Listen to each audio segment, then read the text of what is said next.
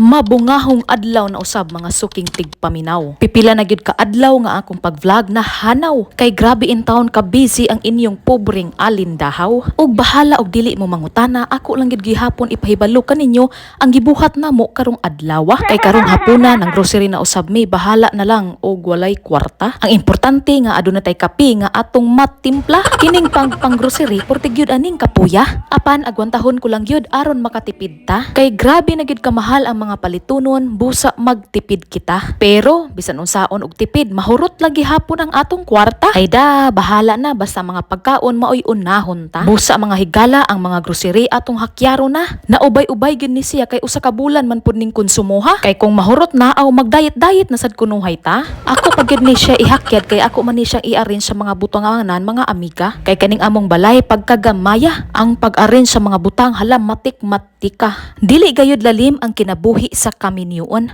Ilabi na karon kay ang mga palitunon grabe ka mga mahalon. Mapasmo gyud ta ilabi na kung ikaw magtinapulon. Mao nga sa matag adlaw kita gyud kinahanglan nga magmakugihon. Speaking of makugihon, mao nga si Rumrum, hala, grabe ka busy sa iyahang mga tahiunon. Nagpasalamat gyud ko og dako taon sa Ginoo kay iya kaming gi-providean sa among mga gikinahanglanon. Basta magkugi gyud ka aduna gyud kay anihonon. Mga uniforme sa eskwelahan ang kasagaran gyud ni Rumnik nga tahion. Kay bag-o man lagi ang abli sa klase mga igsuon, mauna nga daghan gyud kaayo ang tahiunon ni Rumrum. Unya kay day off man ko karon mga igsuon, mauna nga perti gyud nako nga kabisi gihapon. Kay bisan og day off apan di man gyud ko mag-urong mga igsuon. Kay dinhi sa balay daghan kaayong mga buluhaton, manglimpyo, magluto, maglaba ug uban pa.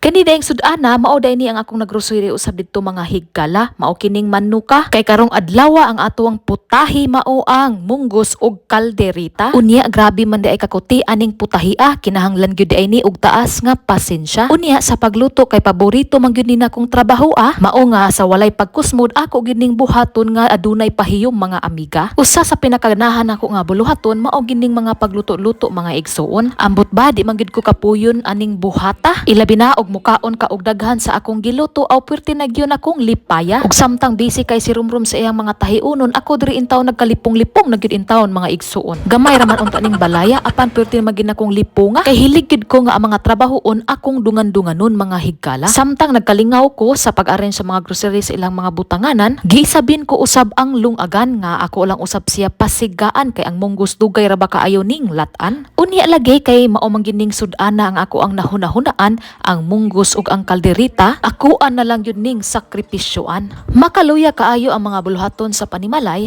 apan magaan ra gyud basta kamo magkasinabtanay. Ug para magkasinabtanay, dapat sa mga buluhaton sa balay magtinabangay. Mao nga ako mga inday, basta daghang tahiunon si Rumrum, ako gyud in town diri sa balay magsinakay-sikay. Mao nga gipasagdan lang usab ko ni Rumrum sa pag-arrange sa mga butang tungod kay masuko man ko inday basta ibutang niya sa butanganan nga dili nako uyon ug dili ko malipay.